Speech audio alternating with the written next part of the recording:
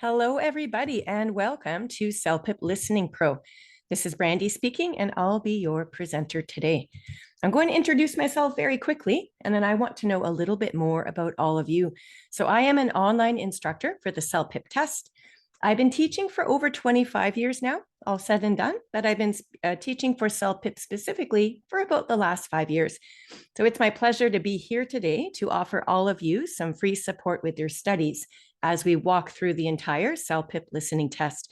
Now, I am from Northern Ontario. That's where I was born and raised. I currently live in Vancouver, British Columbia. So I'm out on Canada's west coast. What about the rest of you?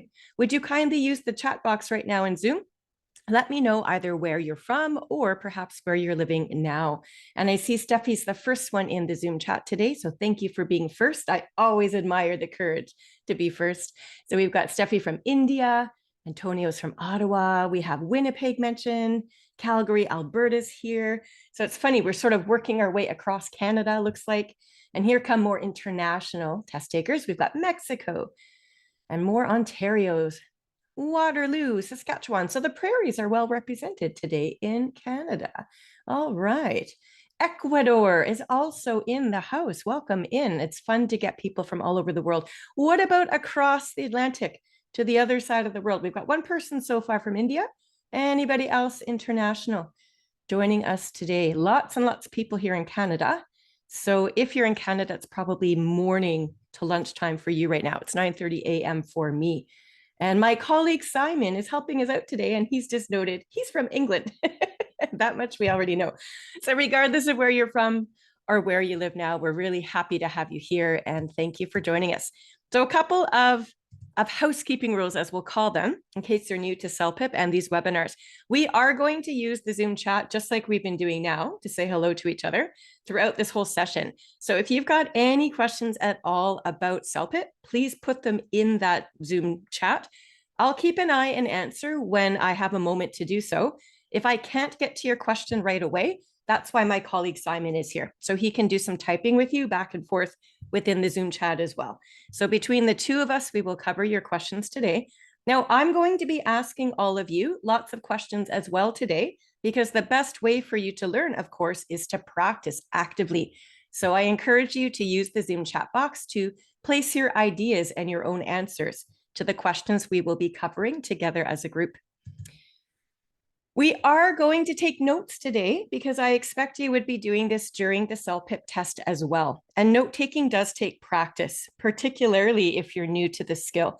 So if you don't already, could you please have a piece of paper and a pen somewhere nearby, wherever you're listening? And I recommend precisely using paper and pen, because that is the technique you'll be using in the testing room for CELPIP when you actually take the test. So set yourself up to have some authentic test practice today. Hopefully your handwriting is neat enough that you can read it back. That's sort of a main step, I guess. And last but not least, after we go through today's session, within the next 24 hours, we'll say, we are going to email you with some helpful links to help you continue to study on your own.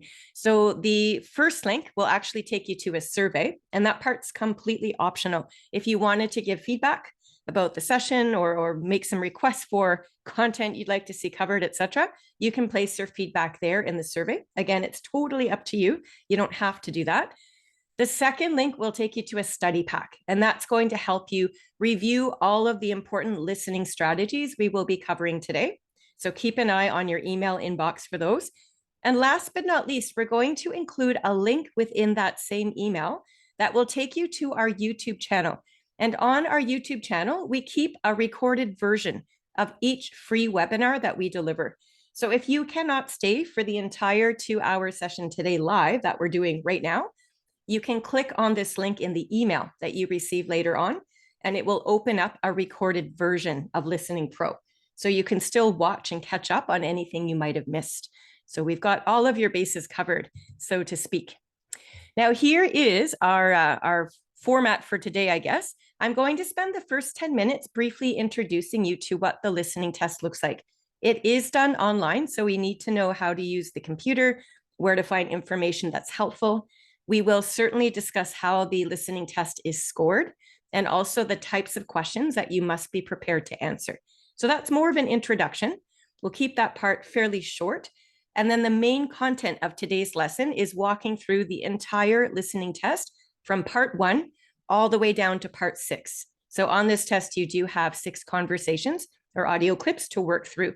So for each of these, we're going to listen to real CELPIP test questions. You're going to practice taking notes. I will help you with all of that. And then we're going to actually answer some test questions together as a group based on these conversations and based on the notes that you've taken. Now, I'll mention right now that all the questions we're reviewing today, these questions were taken from past CELPIP tests. You will never see this content again in the future. So these tests have been retired, we'll say.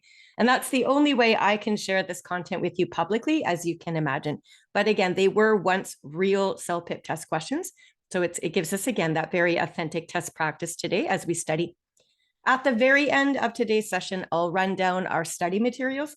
We've got quite a few free products, so I'll mention those first, and I'll introduce you briefly to the online bookstore as well. So let's get underway with our listening test overview. So again, I mentioned just earlier, you've got 6 conversations to listen to and work your way through. For each audio clip, as you can see, you've got a certain number of questions and also a certain number of minutes.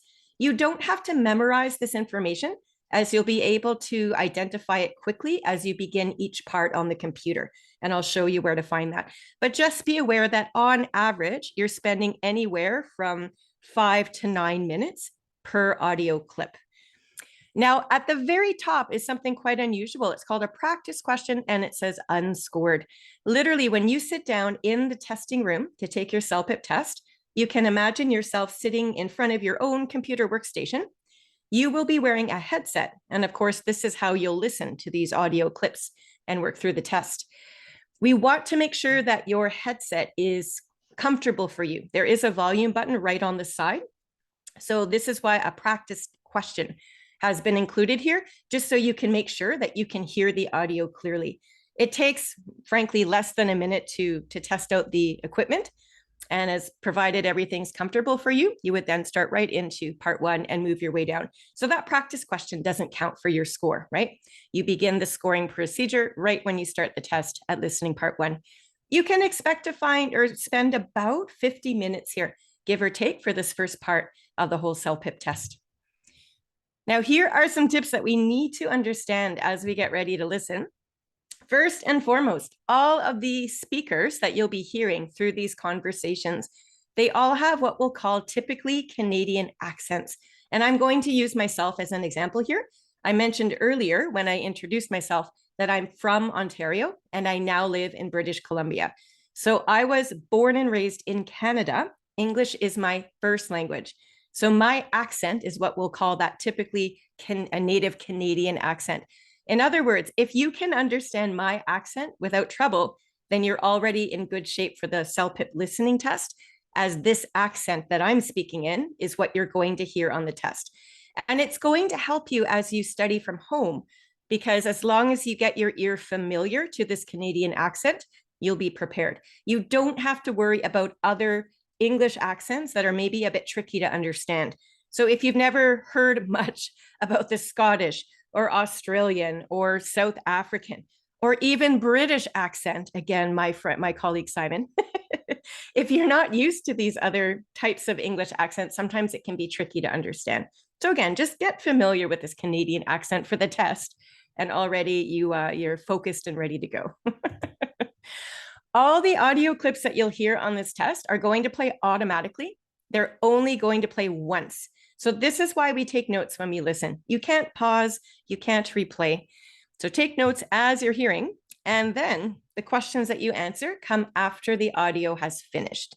So with the notes you've made on that piece of paper in the testing room, right in front of your eyes as you're answering the questions on the computer, it's going to hopefully maximize your chances of answering more of these questions correctly. Now, here's an interesting tidbit I'll mention right now. The listening passages themselves are going to increase in difficulty from part 1, the beginning part of the listening test, all the way through to part 6.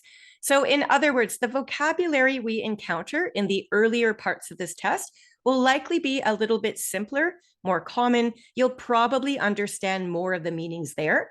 But when we get to the upper levels of this test, say parts 5 and 6 specifically, these are intermediate to advanced level passages. So the vocabulary is going to be noticeably higher level, and we have to be prepared for that.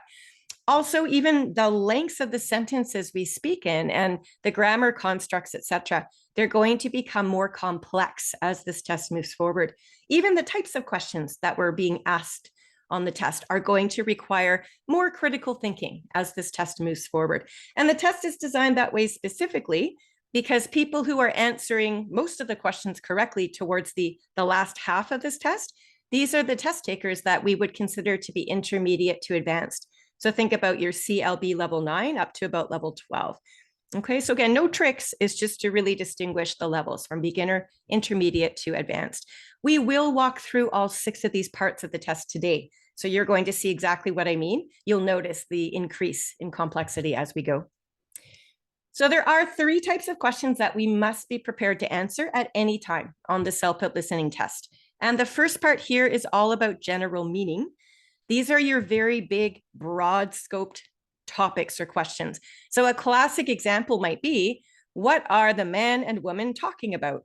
So if we get a question like that, we have to consider pretty much all the main points they brought up during the conversation. Looking at your notes, you would look at all the points you wrote down. So again, general sense, a larger scope, getting meaning from a larger part of the text. Your specific information questions, though, are just the opposite. And frankly, they're a lot easier for most people. These questions are going to focus your attention down on one particular detail. So these are generally those 5 W's, the who, what, where, when, or why. You might get a question all about a location. And then looking at your notes, you have to find the word that indicates the place. So when your brain knows what it's looking for throughout the notes that you've made, usually it's easier and faster to find.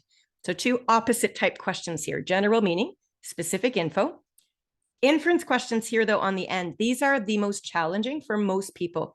And that's because they require you to use logic, reasoning, and critical thinking skills to draw conclusions, to make connections, to make assumptions about what you're reading.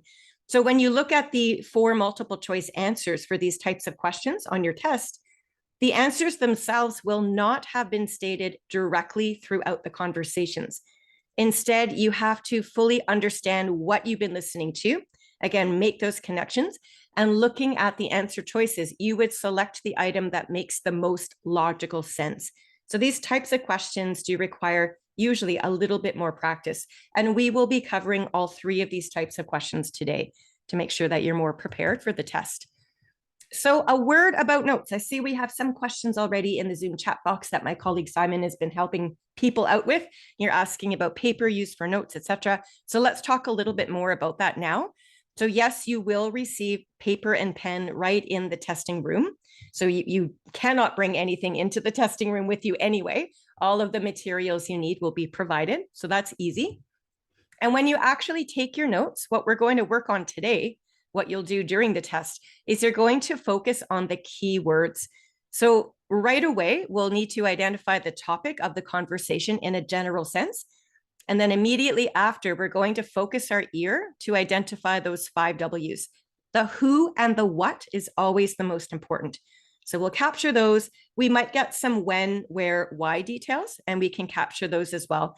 So if you're writing just one word or even a half word using point form or short forms, that's what abbreviations are, that's key because you only listen to the conversation once, remember, you will not have time to write full sentences. So we have to find a way to keep our note-taking quite brief, but also to the point. We want to capture the right details. Now, the questions you're being asked will usually follow the same order as the audio that you've listened to. And therefore, if you're writing notes from the top of your page to the bottom, perhaps you're organizing your notes in columns, which we will practice doing today, it's easier for you to find information you need. So question 1 or 2 will probably be covered towards the top part of the notes, for example. And then the last question of that part will likely be contained within the bottom section of the notes on average. I can't say 100% all the time, of course, depends on your test. But for the most part, we can rely on that strategy to help us out. So being organized is key when we're taking notes, especially. And this is reassuring. You are the only one who sees your notes. They are not used for your score. When you leave the testing room, you hand the papers in to the testing staff and they will be recycled. Nobody else is even going to see your notes. So you don't have to worry about neat handwriting. As long as you can read your writing, that's really all that matters. You don't have to worry about grammar or spelling and so on and so on. Simply stick to the facts, as I say, get those keywords down, and then having those ideas in front of you as you answer the questions will surely help you get more answers correct. Okay, so to that end, I'm going to move into the scoring here. And again, a reminder that you've already started putting some questions in our Zoom chat. That's great. Keep doing that. And as I'm speaking here, my colleague Simon is busy answering. So that's great. Thank you for doing that. There are 38 questions altogether throughout the entire test. This is from listening parts 1 to 6 that are going to be scored. And the point system is frankly quite easy. It's the computer that is scoring you because all of the answers for listening are multiple choice style. So the computer knows which is the right answer. And if you get the right answer, the computer will award you 1 point every time you are correct. So a perfect score is 38 out of 38, and that would give you that automatic level 12. So if you're looking at this CELPIP level chart right now, you can see level 12 is the very top or the highest score anybody could achieve. And then, of course, we work our way down from that. The good news about CELPIP is that you're never, ever going to lose marks if you get an answer wrong. So my best advice to you, especially throughout the last half of this test, when it's a bit more complex, if you don't know an answer, just guess. Honestly, you can take a wild guess. If you guess correctly, if you're lucky, you'll get a point. That's the way that works. If you get the answer wrong, well, nothing happens. There's no penalty. So it is in your best interest to at least try to answer something for every single question, as you never know. There are only 4 answer choices to select between. So it's a 1 in 4 chance, I guess, of getting 1 extra point. And seriously, every point you achieve on this test does help to work you closer to the top of this chart, which is a 38 maximum score. All right.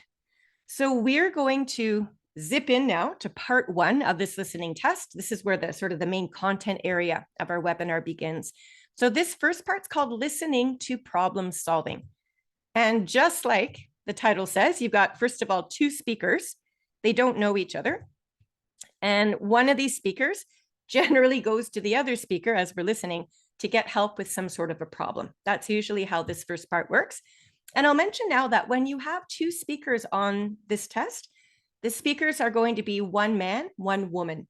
And it's always done that way so that you can more easily tell the difference between the voices to keep them straight as you're taking notes. So that's helpful, I think.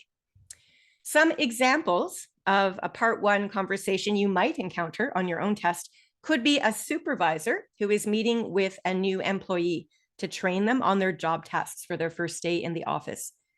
Or perhaps it's a customer and they're asking questions of a cashier so they can have help with the purchase they're going to make. So all of the conversations you hear throughout the entire listening test, they're based on these day-to-day type situations. You've likely either encountered or experienced these situations yourself and can relate that way, or you can very easily imagine doing so. So that's also a benefit of the CELPIP test. It's assessing your ability to communicate in day-to-day situations. Now, your listening part 1 is so-called the easiest part of this test, and I like to think of it as a warm-up to the following parts. And I mention that because it's the only part of the listening test that separates the conversation down into 3 separate chunks. So you're going to hear this man and this woman speak. They'll begin their conversation.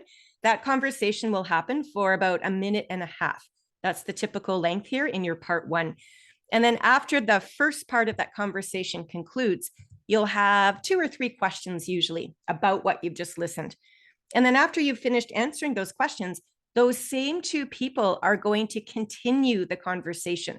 So that would be about another 1.5 minutes. And then again, you're taking your notes. You'll have approximately 2 or 3 questions to answer after that second part. And then finally, the whole conversation will conclude. The third and final part will play. The same 2 speakers, they just continue the conversation. Again, it's another 1.5 minutes or so, and you will finish answering the remaining questions.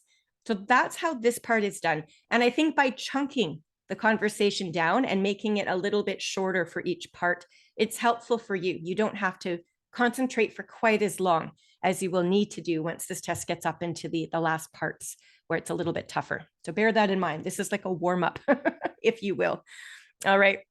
Now, before you even hear the conversations, for every single test part, you are going to have an instructional screen that looks exactly like this.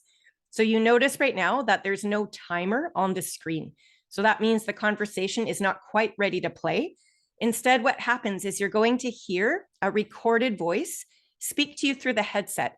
It's going to read these instructions out loud, and it simply reminds you how many questions you'll have, how much time you'll have, so you can prepare for the next part. So just this once for this episode or this webinar, I'm going to read these instructions out from beginning to end, so you can imagine what it would be like to be in the testing room. So we'll do that just for this first part. So the recorded voice through your headset would say, you will hear a conversation in 3 sections. You will hear each section only once. After each section, you will hear 2 or 3 questions. You will hear the questions only once. Choose the best answer to each question. So after these instructions have been read to you, you can do one of 2 things. You can just sit here and wait patiently for a moment, take a couple of deep breaths and get ready. The computer will move you automatically to the audio clip where the test officially begins in a very short amount of time. Or if it were me, frankly, I would come up here to the top corner of my test. I would click the next button and just move myself forward a little bit more quickly. And when you use the next button to do that, you're going to finish the entire CELPIP test a little bit more quickly overall. Now, we have to be aware that there's no back button. So once you click next, you're moving forward. So please do use the next button only when you're confident. If you click this button on a screen that has a timer, you do not get to carry with you that extra time forward. So every single listening part actually starts with its own preset number of minutes, and those minutes never change. So be aware of that. But I think in this situation here, once you've studied for CELPIP and you know what to expect for your listening part 1, you probably don't even need to hear these instructions, and you could click next and move yourself forward. So totally up to you if you wanted to do it that way. Now, again, listening part 1, as I said, is the easiest part of this whole listening test. So it also gives you a picture of the 2 speakers that you're about to hear. And pictures can be quite valuable because they give you lots of visual information.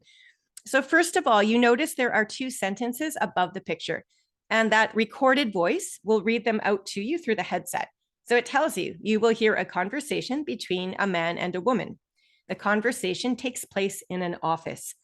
So we already know that. And then looking at the picture, it makes sense. I can see filing folders, etc., on shelves in the background. And the man and woman are sitting at a table and they're dressed for business. I see the man in a business suit and tie. The woman is wearing the collared blouse. So all of that makes sense. I'm not surprised at all to hear that this conversation is taking place in an office. You probably aren't either. But what I want you to start doing throughout all of your listening parts is whenever you're given an introduction to the speakers you're about to hear, a really practiced listener is going to start making predictions. You're going to try to guess what you're going to hear next because it will focus your attention down on the conversation details. So yes, they work in an office, but can I ask all of you listening right now then, use the Zoom chat box to suggest to us who these people might be to each other. You know, they work together, sure, but what's the precise relationship between them? How would you identify that? Can you even make a prediction as to what the topic of conversation could be about? We might not guess correctly, but at least by thinking ahead, when they do start to speak aloud, we're already focused on what they're saying. And it tends to make note-taking a little easier. So in the Zoom chat right now, I can see a few of you mentioned that they look very happy. And I noticed that too. I can see how they're smiling at each other. So whatever they're discussing, it seems to be something about a positive note. In other words, there doesn't seem to be a disagreement. I would be shocked if they started arguing in the conversation. I don't think that's going to happen as well, based on how happy they look. So I appreciate your attention to detail. I thought that was a really great suggestion that you've just made now in that Zoom chat. Okay, a few of you are suggesting perhaps one of these 2 people's being promoted. That's a fantastic prediction to make. And that would be a very happy situation, right? When somebody gets promoted, they get a higher level job that pays more. So wonderful, very specific prediction. Okay, as we listen, we'll have to determine if that's really what's happening or if it's something else. But already you're on the right track.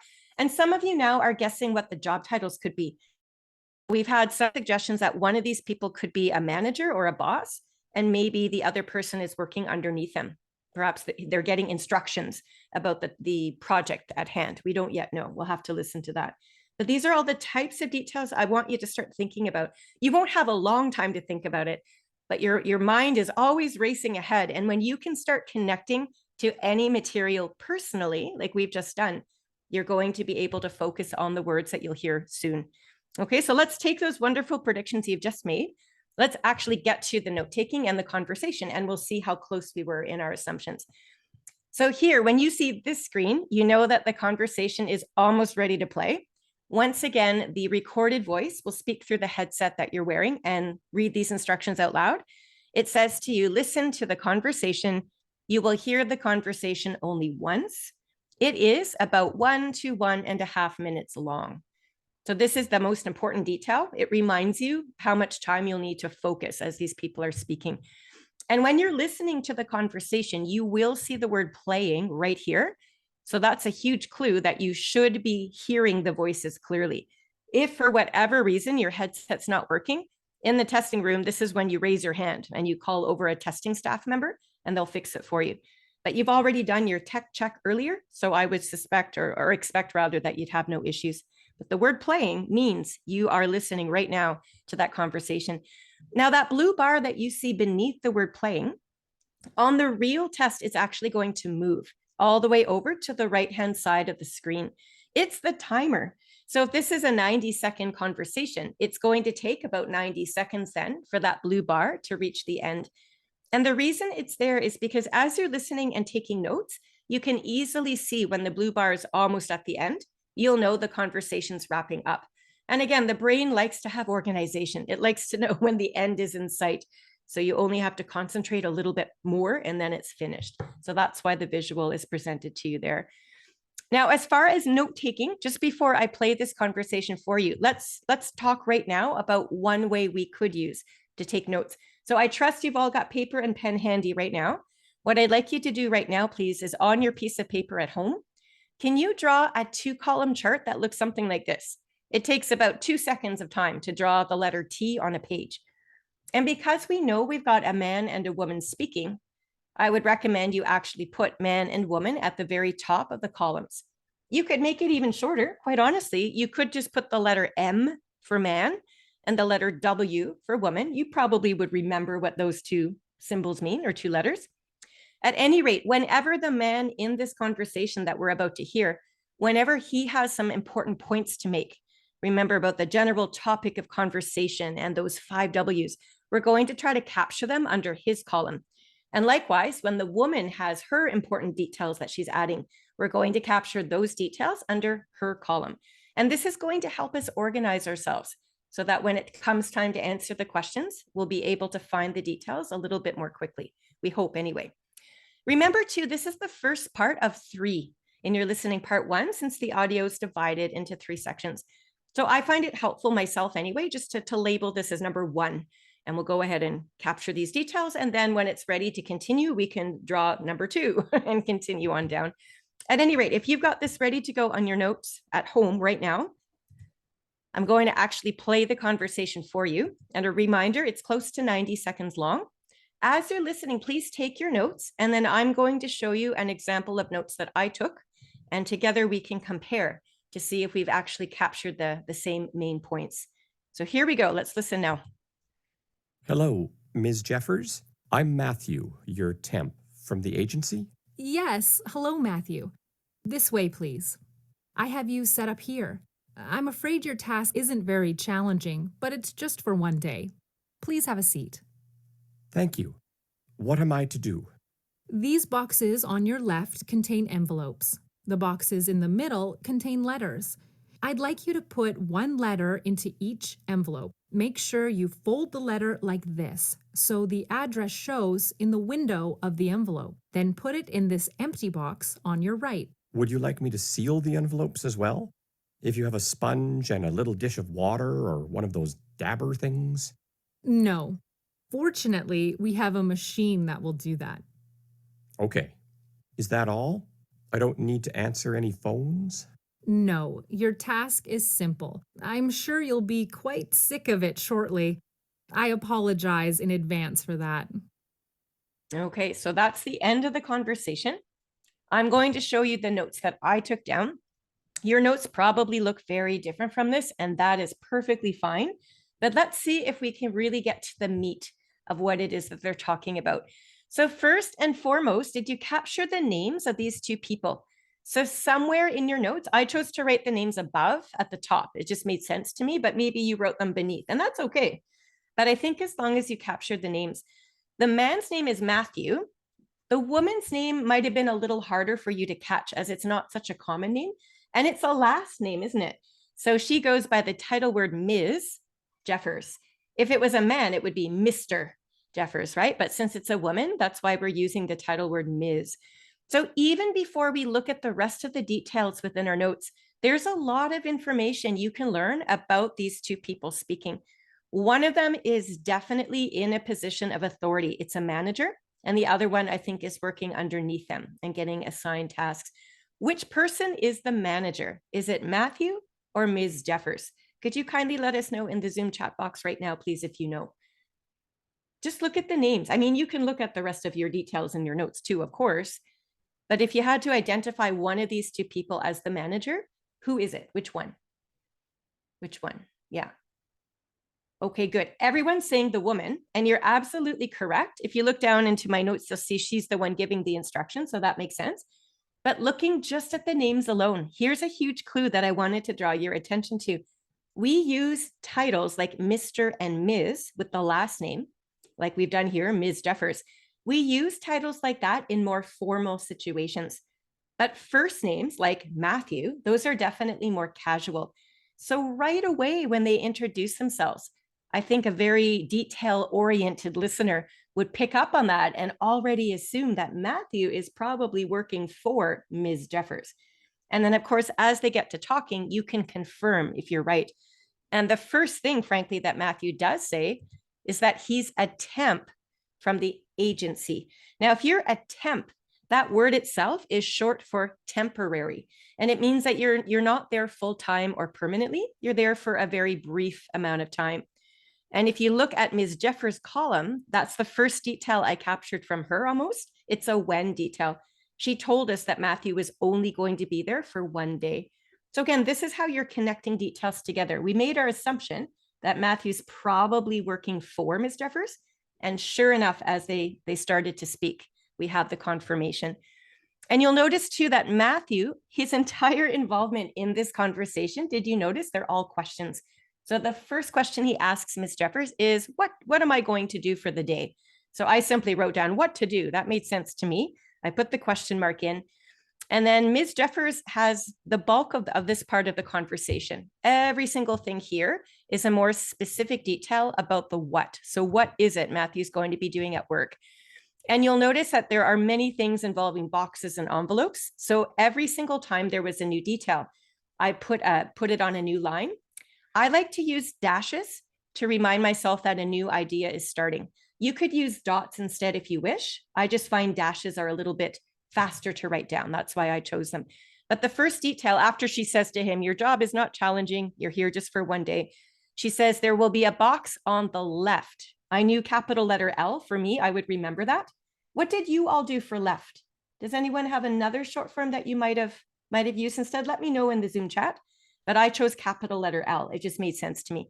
So the box on the left is where the envelopes go. Now, these two symbols here, they're actually called quotation marks, but when you're note-taking, they are your absolutely best friend because what they do is save you time. When you put a quotation mark beneath a word in note-taking, you are telling yourself that you are actually meaning the word written above. So rather than take the time to write down the words box on the middle, I put these two quotation marks to symbolize box on the middle. Again, it's really fast to make these lines on paper. So consider starting to use this technique if you haven't already been doing so. So again, box on the middle is where the letters go. Looks like there's one letter per envelope. She says to fold the letter to show the address and then put the letter in the box on the right. So again, that made sense to me. I'm looking in my Zoom chat. A few of you are suggesting slightly different symbols for left and right, and that's great. You have to do what makes sense to you. This was just the easiest and fastest way for my own brain to come to terms with what I was hearing. Okay, so that's kind of the gist, all the specific details about what Matthew will be doing. And then you notice down here, Matthew has yet more questions. He wants to know if he's going to seal those envelopes using sponge or a water dish, to which Ms. Jeffers says, nope, a machine's going to do all that. He wants to know if he should be answering the phone. And of course, she says no. So you'll notice a couple or three things here. Our note taking is done from the top of the page to the bottom. We've organized the details beneath each person's column. So already, if we get a question later about Ms. Jeffers, we can look at her column and have a look at details there. Every single time there was a question for Matthew, and he's got, 1, 2, 3, 5 questions there. I included the question mark in my notes. Question marks are easy to write down, they're fast.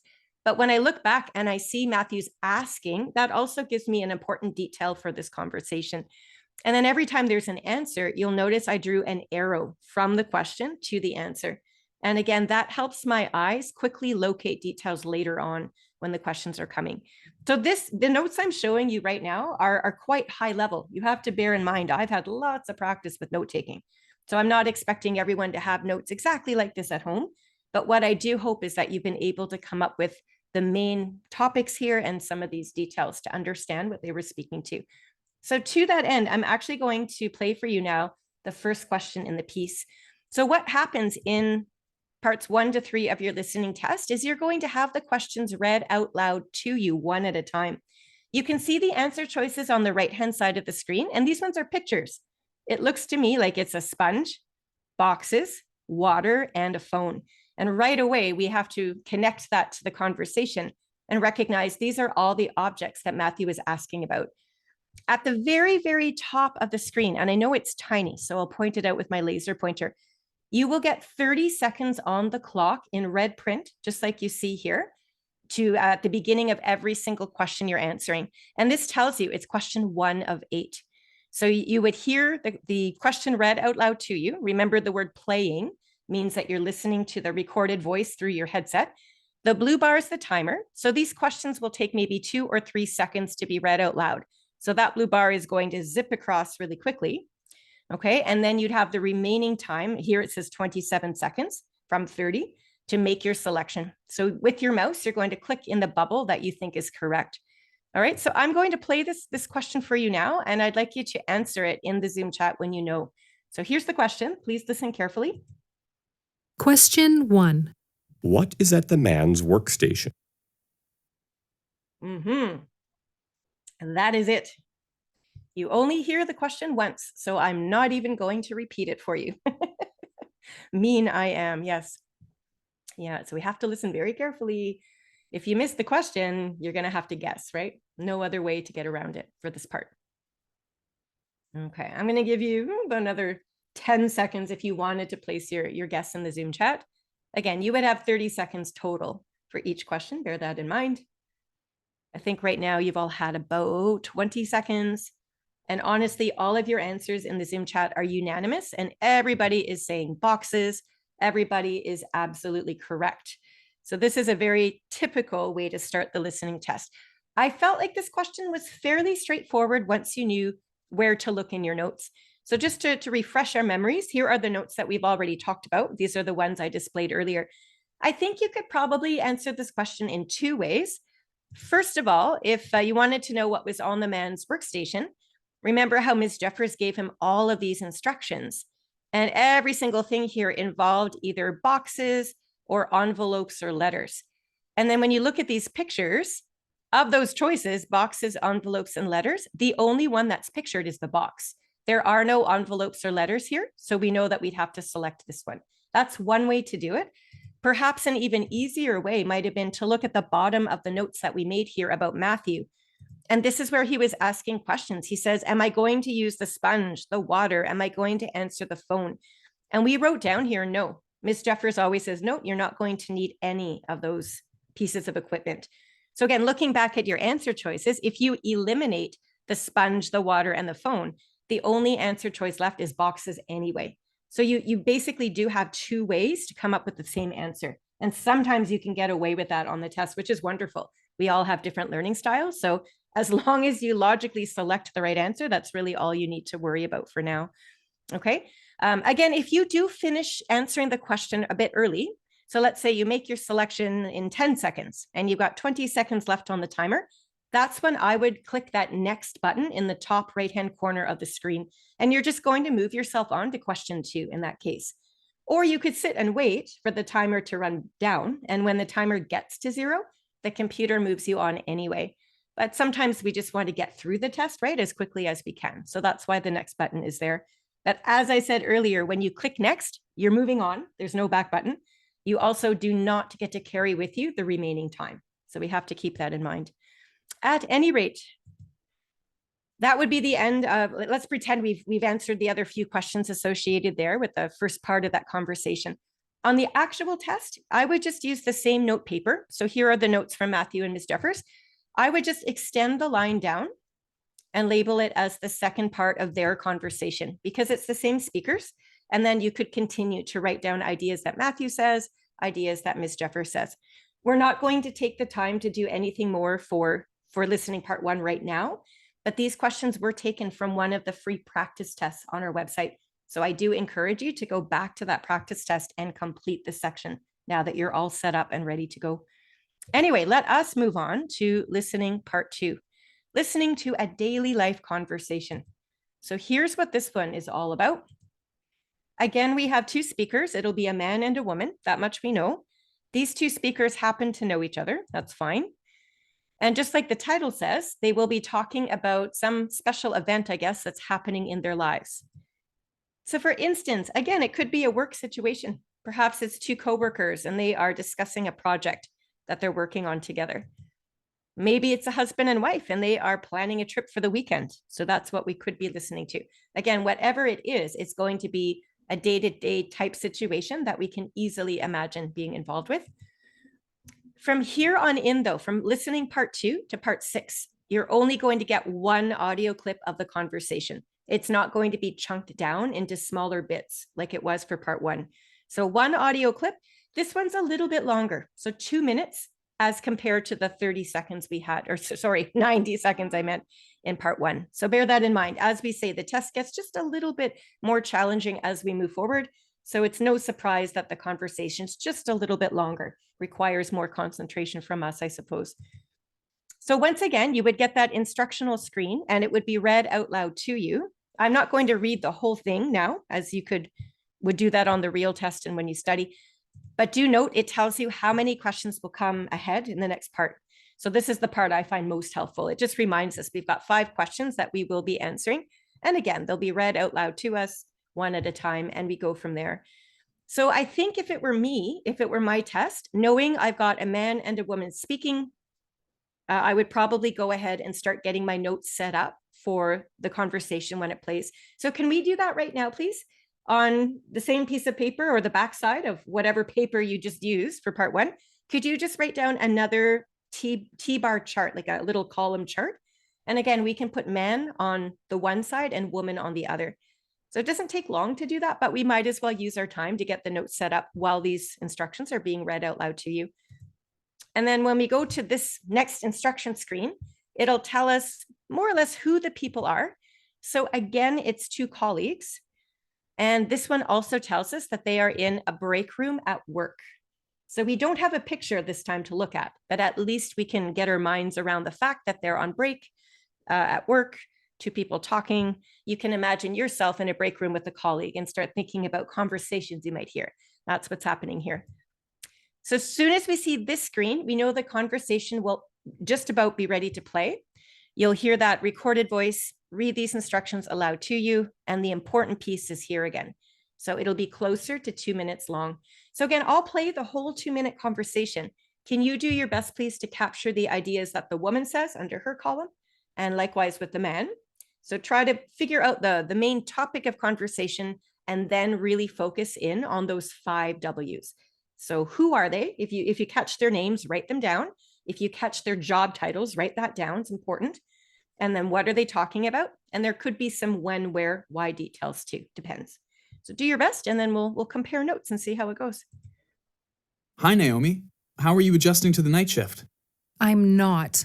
I can't fall asleep during the day, even though I put something over my eyes to block out the light and wear earplugs to block out the noise.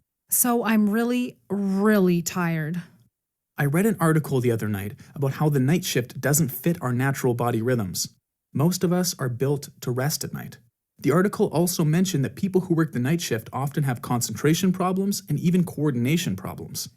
Well, then I'm glad we're cleaners. Imagine operating heavy machinery or piloting a plane at night.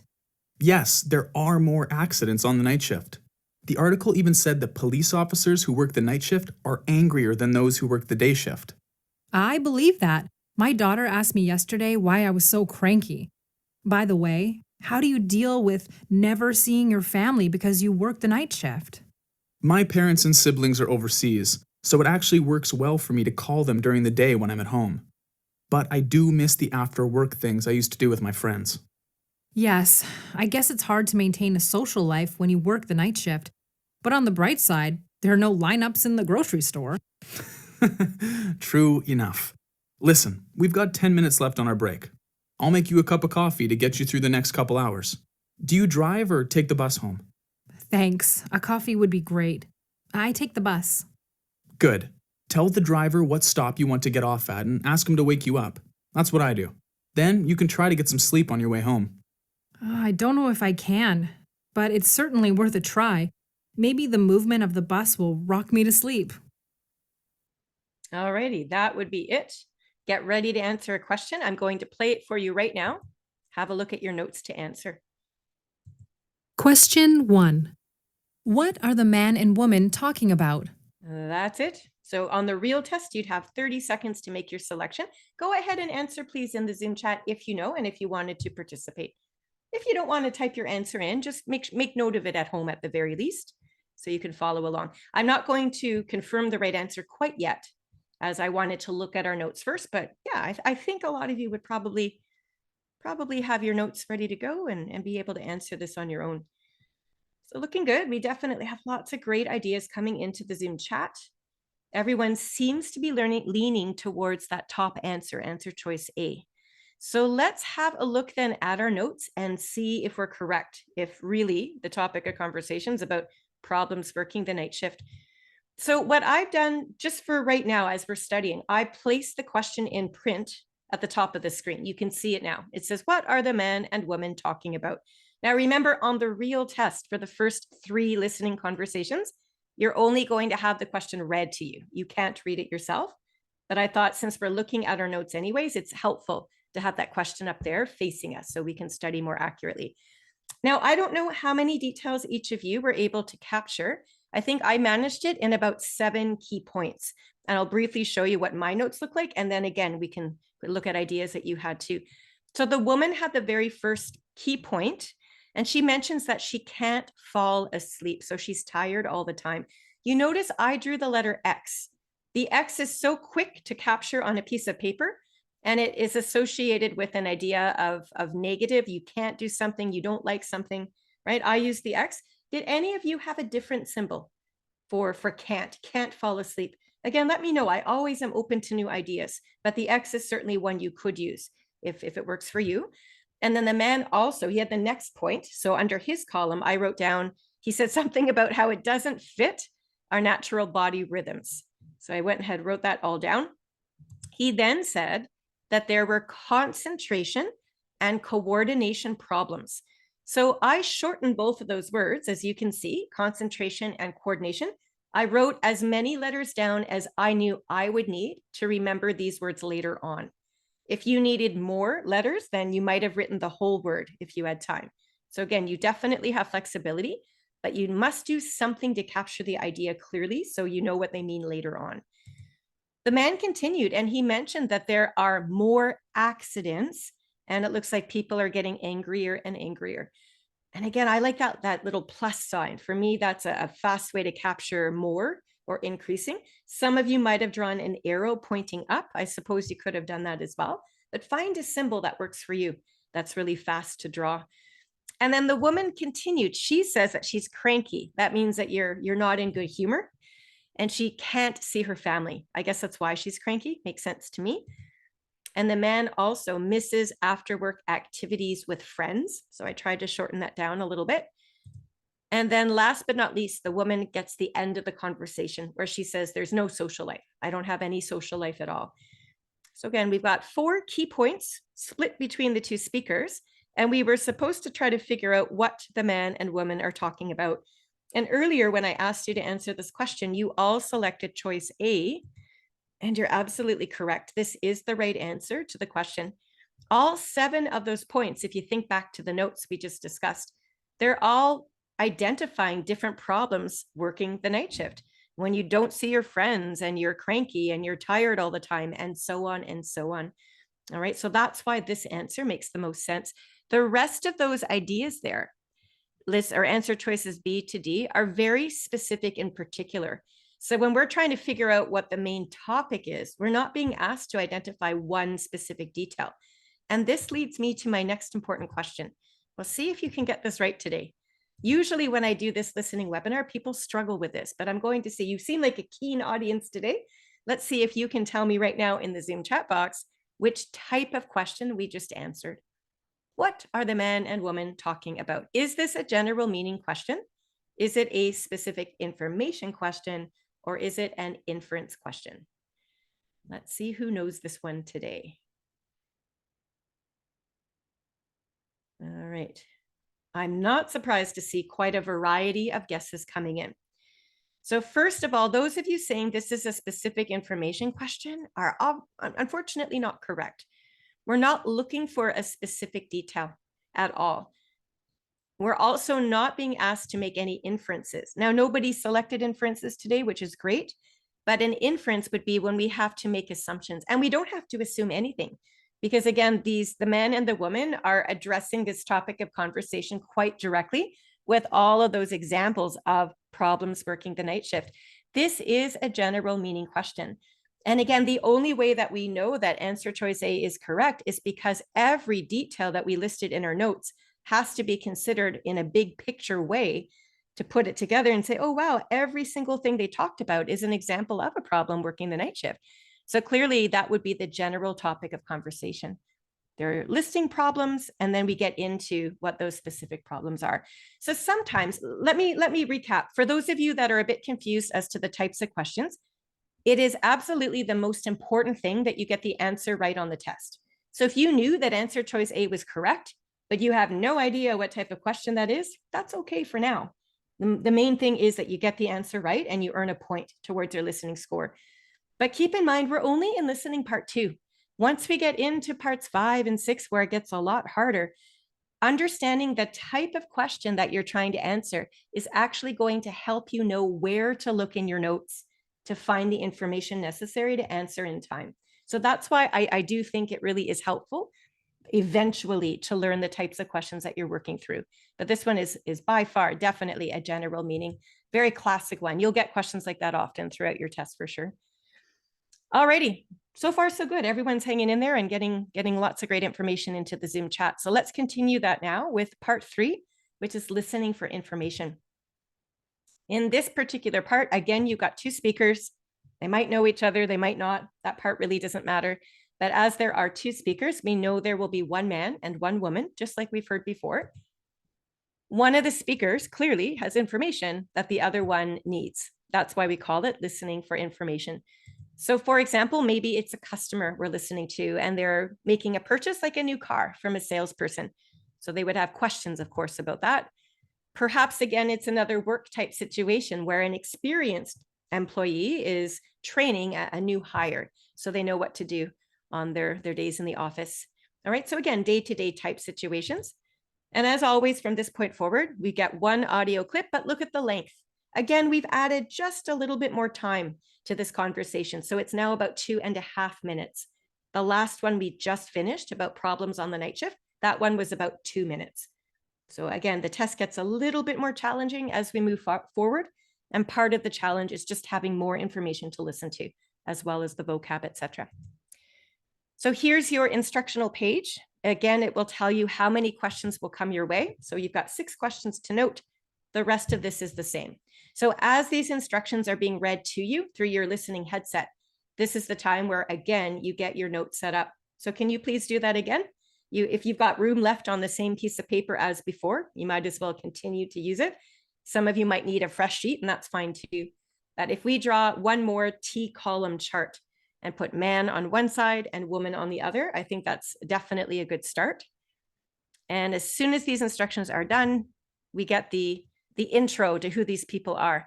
So we are told that this is going to be a customer and a worker, and the conversation is occurring in a mattress and bedding store. So right away, I think you can predict what the conversation will be about, right? Is there anyone listening right now that can let us know in the Zoom chat? What do you think the man and the woman are going to be talking about? If this whole conversation is taking place in a mattress and bedding store and somebody is a customer and the other one's a staff member, can you make a prediction, please? What do you think the conversation's likely going to be about? You're focusing your attention right now.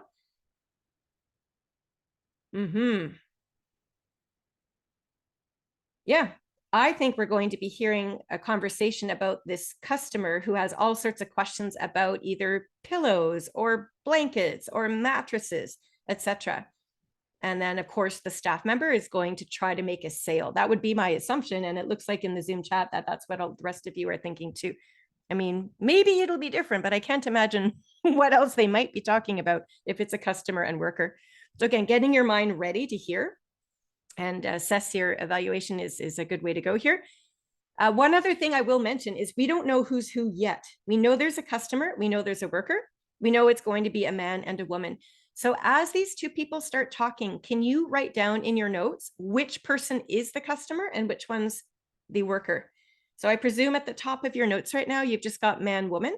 So again, if you determine that the man is the customer, maybe just write the letter C above his name or something.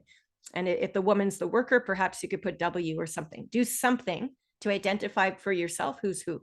I think we need to know that right away, and then the rest of the conversation will make sense. Anyway, with whatever notes you've got ready to go, let's listen to this conversation. A reminder, it's about 2.5 minutes long. So let's see how we do with notes today. Hi, thanks for coming to Mattress and Bedding World. How may I help you? Hi, I'd like to buy a set of pillows. Okay. Well, we have a promotion for the holiday season. If you buy 2 pairs of our new feather pillows, you get 1 free. That sounds great, but my husband is allergic to feathers. That's the reason why we have to get new bedding. He keeps getting itchy eyes.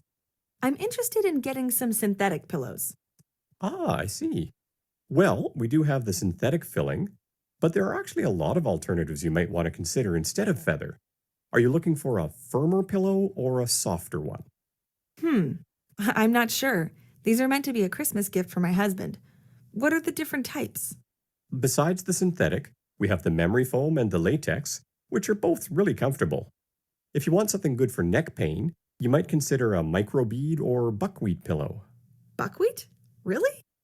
I remember getting a little buckwheat pillow from my physical therapist that I could put in the microwave and put on my shoulder when it was sore. It was really nice, but I don't know if my husband would like sleeping on it. Yeah, I'd only recommend the buckwheat if you really needs it for pain relief. I think your best bet for a nice gift would actually be the memory foam.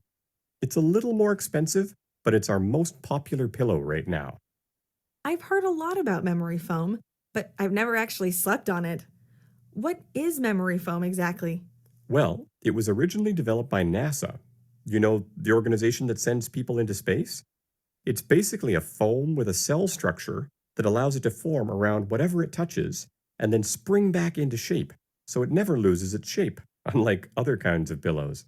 It really is comfortable. I use one myself. Well, it sounds nice. I think I'll get these 2. One for my husband and one for me. Sounds good. Follow me and I'll ring these up for you. Would you like to take a look at our pillowcases as well? Alrighty, that would be it. So once again, I'm going to play for you the question. Try to answer it right away if you're able to in the Zoom chat, please. Question 6. What will likely happen next? What do you think? Again, you would have 30 seconds to answer. You'll need a little bit more time here. The answer choices are a little bit longer than what we've seen in the other two parts of this test. And that's normal. The test is getting a little bit harder. So we've got a bit more to read through. And the type of question, frankly, is higher level as well. Okay, so I see in the Zoom chat, it looks like a lot of you are once again leaning towards option A, the top one. So before I reveal what the right answer is, let's review the type of question. So again, you won't be able to read the questions for your listening part 3 on the actual test, but I've got the question on screen because I wanted to draw your attention to the type of question it really is. So our question is, what will likely happen next? In the Zoom chat, can you please let me know if this is a general meaning, a specific information, or an inference question? This is so important. So this is an instance where you absolutely have to know the type of question to help you answer it correctly. So in my Zoom chat, a lot of you were sort of split a little bit between specific info and inference. So can I draw your attention to the question? The most important word in this question, I've just circled it for you. The word is likely. And the moment you see that word, it tells you with certainty that you are dealing with an inference question. Inference questions, remember, ask you to understand what you've just been listening to, looking at the notes through as well. You have to then select the answer from the 4 listed that makes the most obvious or most logical sense. So recognizing right away that this is an inference question tells you that you're not going to find one of these 4 answer choices anywhere in your notes. You've only got 30 seconds to answer the question. So somebody that doesn't know it's an inference question might actually waste their precious time looking through their notes for one of these 4 answer choices. But the studied CELPIP listener, like you all are now, would recognize this is an inference question because of that word likely. So therefore, I'm not going to look for these answer choices in my notes. I'm just going to approach this logically to make the answer choice that's the most sensible. All right. And there are many words we might use in inference type questions. So likely is the one here. What will likely happen next? We could have said, what will probably happen next? Or what is implied by the end of the conversation? Can you tell what will happen next? Here's the word we had. What is suggested by the end of the conversation? So there are many ways we could express this idea. But again, recognizing inference questions are the first step into knowing how to answer them correctly. So again, I've got our question up top there. What will likely happen next? You might have noticed, I hope you noticed too, that this is question 6 out of 6. So again, the practiced CELPIP listener is going to realize that the information we need would very likely come from the bottom part of our notes. This is the last question of this whole part anyway. And the question itself asks us to predict the next step or the next action that would occur. So it makes absolute sense to go to the bottom of your notes and spend your precious 30 seconds looking there to come up with your answer. So I'm showing you the bottom section of the notes that I made here. The woman was the customer. So I hope you did something to remind yourself of that. And the man is the salesperson. So the woman said at the very end, she said, I'm going to get these 2. They'd been talking about pillows. So when she says that, one for her husband, one for herself, I can imagine in my own mind, the woman either holding these 2 pillows in her hands, or perhaps she's pointing at them. Either way, she's made up her mind and she knows which 2 pillows she's going to buy. And then the very last thing the man says of importance, he says, follow me, I will ring you up. And when a salesperson rings up a purchase, it means that they punch the purchase into the cash register, and then the customer would issue payment, usually a credit card. So that's what that expression means. So we have to be a little bit familiar with this casual vocabulary expression too. But as soon as you've understood that, when you turn your attention now back to the answer choices, really there's only one that makes sense. For this answer, I'd like to eliminate ideas that don't make any sense. And I'm going to start with answer choice B. B is wrong. B says the woman will check out other stores. And that doesn't make any logical sense, does it? If the woman says, I'm going to buy these 2 pillows, and the salesperson says, follow me, I'll ring you up. at the cash register, why would she then need to go shop at other stores? She's already made her purchase. So choice B doesn't make any sense. And then choice C right below that, it also does not make sense. It says the man will special order the pillows. Well, he doesn't have to. The woman has found the 2 pillows that she's going to buy. So that doesn't seem to make much logical sense. And that the fourth idea down, the final one there says the man will show the woman more pillows. Again, same logic as before. The man doesn't have to do anything more. The customer, the woman, has made up her mind. She's going to buy 2 pillows. The man's going to ring her through and end scene. There's nothing more to say. So when you eliminate those 3 choices, we're only left with choice A anyways. The woman will purchase 2 pillows. So this action of the actual purchase, it technically hasn't yet happened in the conversation piece that we heard, but we can very easily imagine that that's going to be the very next thing to happen if the conversation were to continue. So answer choice A is correct for those of you that selected it. This is an example of using inference skills, logic and reasoning to select the best answer. So that's the first half of your listening test finished, parts 1 to 3. We're going to kick it up a notch now and start with the second half, part 4 to part 6. This structure changes a little bit, and so too does the complexity. So let's dig in right now. This is all about listening to a news item. This is the first part of your test that gives you 1 speaker only.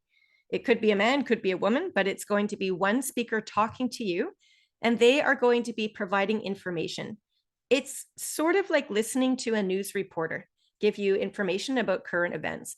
So whatever the topic is, it could be about anything, frankly. For example, the speaker might be telling us all about this new technology and how it's going to benefit society. Or perhaps the speaker is talking about an interest piece, maybe an interesting encounter with a wild animal. So again, just imagine a news story that you've listened to at some point. It's along those lines. That's what we're going to be listening to. Now, the good news is that the duration is shorter yet again. It's only about 1.5 minutes. That part 3 we just finished with was about 2.5 minutes, just for comparison's sake. So the good news is it's a shorter length of time to focus, but part 4, the vocabulary here is going to be higher level. The lengths of the sentences, the grammar constructs are going to be more complicated to listen to. So that's sort of the trade-off. Yes, it's shorter, but the ideas expressed will be more complex too. So here are the instructions, and I will read these ones to you out loud because, again, the format changes here from part 4 to part 6. So the first line says, you will hear a news item once. It is about 1.5 minutes long. That's fine. It says, then 5 questions will appear. So you're no longer going to have your questions read out loud to you. Instead, all the questions you're answering will be visible on screen, and you have to read them yourselves and then select the best answer. And the way we select it, it says, is to choose the best way to complete each statement from the drop-down menu. Okay, so again, it's up to you to finish all answers or all questions on screen within a certain number of minutes allotted by the computer. So once the instructions are read to us, we get the topic. It says, you will hear a news item about a community power issue. So when I hear that, I immediately think about energy or hydro, about lights, electricity, something like that. In my mind is what I'm expecting. We could sort of focus our attention. And as far as setting our notes up, so far we've been using that 2-column chart because we've had a man and a woman speaking. But keep in mind, for your listening part 4, we only have 1 speaker. So it does not make sense any longer to use a 2-column chart. So here's what I'd recommend we at least try. So at home right now, please, if you have a fresh part of your paper, if we could capture the 5 W's, and indeed I would make the what column a bit wider because most of the details we're going to hear from this news reporter are going to fall under the what column. So it would be helpful to have more space to record. But if you could take a moment to capture these 5 W's, the who, what, when, where, why, that would be great. Again, you would start setting these notes up in the earlier instructional screens. So that way, because it takes just a little bit more time, as you can imagine, to write the 5 columns in versus the 2-column chart we've been using so far. Okay, now a word to the wise. Just before I play for you this conversation, I'm going to imagine that of all of you listening right now, we probably have quite a variety of different skill sets and levels. There might be people here that are working closer to a CLB 5 or 7. Some of you listening today might be more of a 9 to a 10. You could be all over the map, which is fine. What I am going to suggest is if listening skills are relatively new to you, if you are working at about a CLB 7 and below, what I'd strongly recommend to start is to focus your attention almost exclusively on the who and the what for now.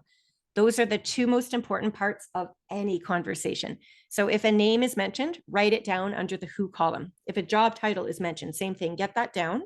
And then you must determine what the people in this news report are thinking. What are their ideas, their opinions, what are their actions?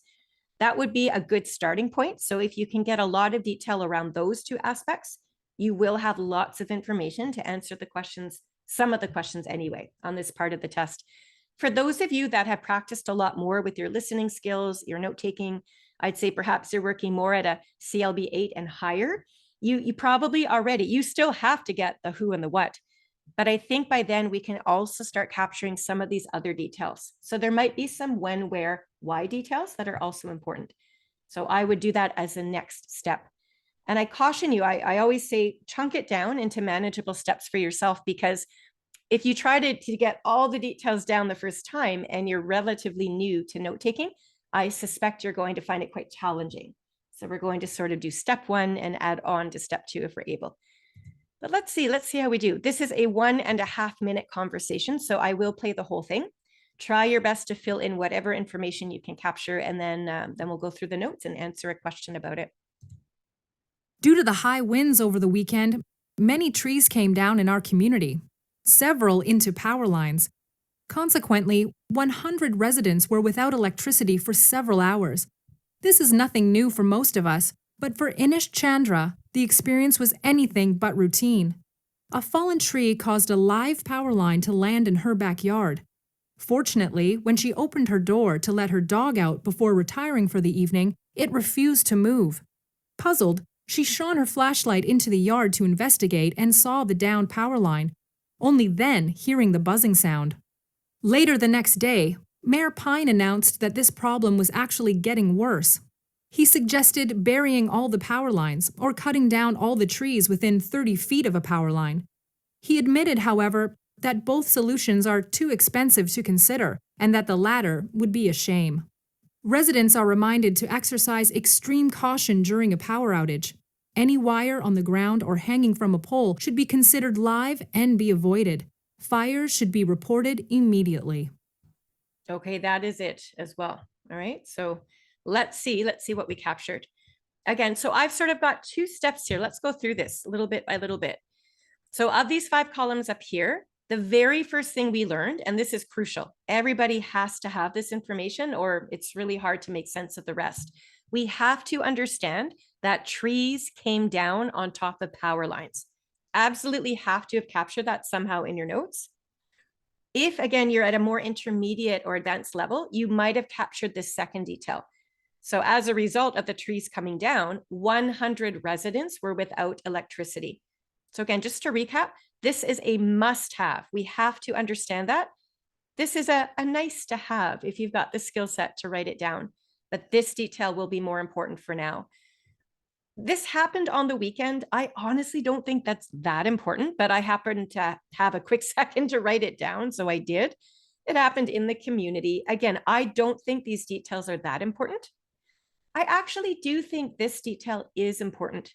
So if you were able to understand that the reason why these power lines came down on top of the trees, or sorry, other way around, the trees came down on top of the power lines is because it was really windy. The high winds brought them down. I think that's a nice detail if you were able to capture it. At any rate, whatever you got up here at the very beginning, you have to understand trees have come down on the power lines. We've lost electricity.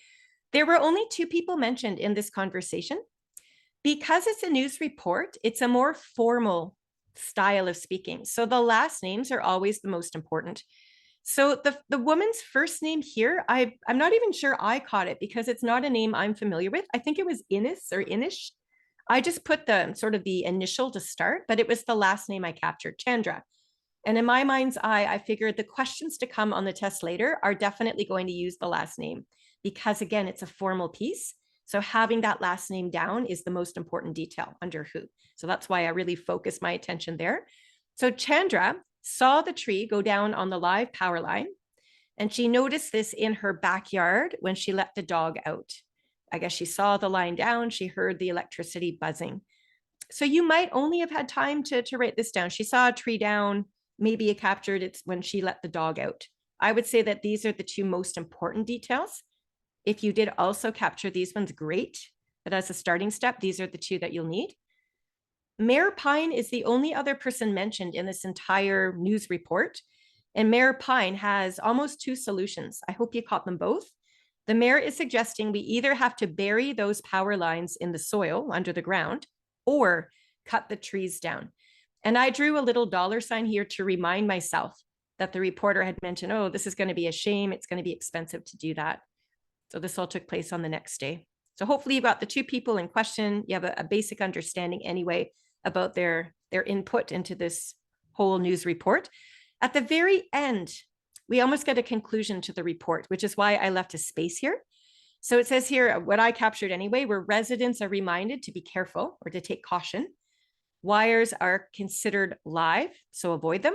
And if there's a fire, report it immediately. So these things seem very common sense to me. You know, if you see a downed power line, don't go near it. If you see a fire, report it. So even if I hadn't have written those down, it seems common sense. But again, if you're practiced enough, you can start capturing more of these details. So with that in mind, let's have a look at the way your test displays. So from part 4 to part 6, this is now what you'll see. This one happens to have 5 questions for listening part 4, and you can see all 5 questions there on screen. You'll have one chunk of minutes now in the timer up top. So right now the screen says 3 minutes to answer the 5 questions. Should be enough here. So we are only going to do one of these questions for practice, and we're going to look at question number 5, the very last question of this bunch. So on the test, you're actually going to click that little drop-down arrow inside the white box. Use your mouse to click on it. And when you do that, you're going to open up the answer choices. Can you answer this question now if you're able, please? It says the news item ends with. So you're selecting an answer here from the list that would complete that statement so that it's true. So do you think the news item ends with analysis, criticism, questions, or instructions? And a huge hint, it says the news item ends with. Please look at the bottom of your notes. And you're probably looking under the what column, right? Because we're trying to figure out what the news report ended with, what ideas were discussed there. So have a look what you wrote down. You can think back to my own notes if it's helpful. And then once you found the details there, this is what makes part 4, this question anyway, a little bit trickier. You have to put it all together. We have to realize that analysis is when you're carefully considering the information to come up with ideas and discussions points. Criticism is generally associated with a negative judgment of sorts. And then questions and instructions, I think we understand clearly. So again, whatever your notes ended with, you have to figure out which of these 4 answer choices they fit into, sort of what category, right? And a lot of you, as I look here into the Zoom chat, I'm seeing that unanimously so far anyway, everyone has selected choice D, which is instructions. So let's just have a quick look at the bottom of the notes I made anyway. This is exactly what I'd written down. And just as a reminder, residents are reminded to be careful. If you see a live wire, avoid it. If there's a fire, report it immediately. So I wouldn't say we're analyzing anything. We're certainly not criticizing. We're not pointing fingers at anybody for blame as to why the wires came down. So that didn't make sense either. There's not a single question there. And quite frankly, asking questions at the end of a news report would be kind of strange. News reports are supposed to give us the information. So we've eliminated those first 3 choices. We're left with instructions. And when I look at my notes, I can see all 3 of those points are indeed instructions. They're pieces of advice telling us what we should or should not be doing in order to keep us safe, right? All of these are instructions. Be careful, consider them live. Don't go near those live wires, report those fires. That's exactly what instructions are. So instructions is the right answer for those of you that have selected it. And just to really hammer home the point, on the actual test, you're not going to get a transcript of any of the conversations, but I've included this little tiny transcript at the bottom that represents the notes that you see right above that. So you can always review this later for studying. You can see when we hear residents are reminded to do these things, you know immediately that we've got some advice or instructions to follow. And the language there, should, is very helpful to understand these are instructions. Should be considered live, should be avoided, should be reported. So that's how the language matches. So yeah, instructions is the correct answer. Nicely done. You would click on the word instructions, and then the computer is going to insert whatever answer you've selected at the end of the statement here to make it complete. The answer you choose is going to be in green print, like you see the word instructions. And that's just a little bit of a visual clue for your eyes to recognize you've filled that in. You haven't missed anything. Now, if at any time on your test you wanted to change your answer, you certainly could. You could just click on that word instructions in this case. The same multiple choice answer box will open up, and you can just select a different answer if that's what you've decided to do. So the computer will swap out the answers for you, but you do have to keep an eye on the timer up top, because whatever answers you've got filled in here, when that timer gets to 0, that's what's going to be submitted to the computer to be marked. So make a decision and stick with it would be my best advice as well. Okay, and again, as before, if you finish a bit early, you could certainly click that next button up top and move yourself forward to listening part 5. But just be very confident that your answers are the way you'd like, because you could never go back once you've moved forward. Okay, so that's listening part 4. Well done. Let's move on to part 5 now, which is listening to a discussion. And this one's quite different. It's the only part of your listening test that gives you 3 speakers. They all know each other quite well. They're going to be talking about one main topic of conversation, and they'll likely be sharing their feelings and opinions all about that topic. So for instance, it could be 3 classmates, and they're all discussing their own tasks on a project that they're collaborating on. Perhaps it's 3 neighbors, and they're all planning a block party and discussing their own responsibilities, etc. And what really sets listening part 5 apart from the other aspects of the test would be that it's a video. You're still going to listen and take notes. That part doesn't change, but you can actually watch the video of these 3 people talking. And that gives you another layer of information. When you can see people's faces as they're talking and note their body language, sometimes it helps you to understand the ideas being presented a little bit more, other than just listening to the words, right? So the video is going to be about 2 minutes in length. Okay, so here again, our instructional screen reminds us of just that. We have a 2-minute video to watch. We will have 8 questions then to answer for this part. Part 4, you only had 5 questions. For the video, we get 8 questions. So we must be prepared for that. And the rest would be the same. Okay, so right before you see the video, what I like about the instructions here is that it introduces the people to you by name. So you'll hear again a recorded voice read out loud these instructions to you. And we hear that the woman's name is Anna, and the 2 men are named Paul and George. They happen to be on a break at work again. So I think what I would recommend that you do for this one, let's see if we could do this right now. So on a fresh sheet of paper, please, if you could draw a 3-column chart, exactly like this. We're going to have one for each person. Some people like to actually put from the test instructions, coworkers on break. If you wanted to write that down, you could, or just remember it in the back of your mind. But what I like to do before I write in the names of the people that were just introduced to us, I like to see how they're sitting in the video. So right before the video plays, we will have a brief introduction. It'll be a screenshot like this. The names of these people will be introduced on screen as you see them. So right now then on your 3-column chart at home, can you please write the name Anna in the top left column of the chart, put George's name in the middle, and then Paul on the right. So if you can organize your columns for your note-taking in the exact same order as the speakers on screen, after the video plays and you can no longer see them, it's still helpful for you to imagine who was talking and what they were speaking about. I just find that as a visual cue a little bit easier to work with. Okay, so you've got the names of the 3 speakers. A quick word to the wise as well. Sometimes as you go through your different CELPIP tests, practice tests, or real tests for that matter, you might get a question like this. So this question says, what was George, the man in the brown shirt, worried about? And at first you might wonder why the color of George's shirt has been mentioned. And the reason why sometimes these details are included in actual CELPIP test questions is because there are 2 men here after all. So it's just trying to help you remember which man was which. And because you've just seen the video, most of us can close our eyes and imagine in our own mind's eye which of the two men was in the brown shirt. And that's the guy in the middle who's George. So when you know who's who, it makes it a lot easier. So this type of question might come up from time to time.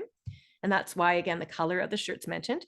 You would never get a question like this. What color was George's shirt? It's not a memory test. So we're not quizzing you on details in the picture, right? So this would never happen. Please be aware of that and reassured. All right, so I'm going to play for you now the first 45 seconds of the video. We won't watch the whole thing, but we'll watch just the beginning part. It'll give you enough information to do a practice question here together with the group. So take your notes, keep an eye on the video too, and hopefully the facial expressions, etc., might help as you're understanding the discussion topic. Here we go. Let's listen in. Can you believe that announcement today? I mean, I'm still reeling. I think everyone in the office is in shock. I mean, 3 weeks is not enough notice that we're moving the whole office all the way across town. That's an extra hour of commuting for me each day. I can't believe they didn't consult with us beforehand. Do they think that they can just do whatever they want and we'll just go along with it? I don't know. I've always found management here to be really respectful. I'm sure they wouldn't do anything like this unless it was absolutely necessary. It makes me wonder if they're running into some kind of financial problem or something. I mean, I know that the rents in that part of town are a lot cheaper. You know, the sales force has been having some real problems. But still, you can't spring a move like this with only 3 weeks' notice. I just moved to a new apartment to be closer to work. I should have stayed where I was. Now I have to buy a car. Okay, so again, we've paused the video there. Keep that in mind because we only wanted to do one practice with you today for time's sake. So of these 8 questions, since we've only just seen the first part of this video, we're going to do a question from the top part of the test screen, which happens to be question 2. Question 2 is a little tricky, and that's why we've selected to talk about it with you so that it'll give you tips on how to answer these situations later on your own. So I'm going to make this question much bigger so you can actually work with the words here. I'll read the question out, and then I have a question for you. The question itself reads, what would Paul, the man on the right, have done if he'd known about management's decision sooner? So before I even show you the 4 answer choices, you need to, in your own mind, understand what management's decision was in the first place. So you can see, again, we're in part 5. This is intermediate, advanced level.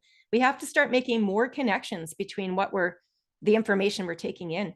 Do any of you remember what management's decision was? So basically, what's the main conflict in this conversation as it was presented? What's the overall topic of conversation? These are the questions you're asking yourself, I hope. So what do you think? What has management just decided to do? And if you think back to the video and even the tone of voice, the people didn't sound that happy, did they? So these are all clues that are going to let you know, whatever management's done, I don't think it was a popular decision. So I hope that helps. And it looks like Symbol is running to our aid here in the Zoom chat. Thank you for doing that. And Philippe as well. Yeah. Okay, a lot of you now are getting it. Yeah. So management has indeed decided, as you've all just said in the Zoom chat, to move the office across town. So you can imagine that. Okay, we have to understand that first. Now, going back to the question, the tricky part of this question is the grammar, quite frankly. This is an if question. And when we see the word if, it tells us that it's what we call a conditional. When we say if, it's an imagined situation. So the events here didn't actually happen, but we have to imagine them doing so. So in other words, what would Paul have done if he'd known that the office was going to move across town? So in other words, Paul did not know the office was going to move. That's step 2, is understanding the grammar and the time frame of this question. So once we've got our minds around that, we can click the little drop down arrow box and make our suggestion or our choice. So would Paul have, if he'd have known, if he could go back in time magically and understand that this office was going to move far away across town, what would he have done? Would he have A, purchased a new car, B, worked to increase his sales, C, stayed in his previous apartment, or D, begun to look for a new job? What do you think he would have done? Look at your notes, and you're going to, of course, want to look under Paul's section because the whole question's all about him. So I would start there. Examine some of the details that you might have written down. What ideas did he put forth? How did he react? Think about his face in the video. his tone of voice, all of these items are fair game. But we have to make a selection. And your answers are slowly trickling in. I'm going to give you about 10 more seconds to make a selection from the list. And then I'm going to give a helping hand for those of you that aren't quite sure yet. What would Paul have done if only he'd known that office was going to move? What would he have done differently? That's what you're trying to figure out. Okay, and if we go back to Paul's notes there at the bottom, I'm going to actually put in word for word one of the last things that Paul said. I would not have taken the time to write down the full sentence in my notes, but I did put the full sentence on screen so all of you can remember what it's about. I'm helping you out as you study. But whatever you captured in your notes, probably you condensed this and made it short. So Paul has just finished saying, I just moved to a new apartment to be closer to work. Okay, so there we go. The next thing he says gives you the answer. You ready? He says, I should have stayed where I was. And I tried to sound angry when I read that as Paul because he's not too happy about it. So once you've recognized that, oh man, now that he's moved, the office has also moved, so he's out of luck.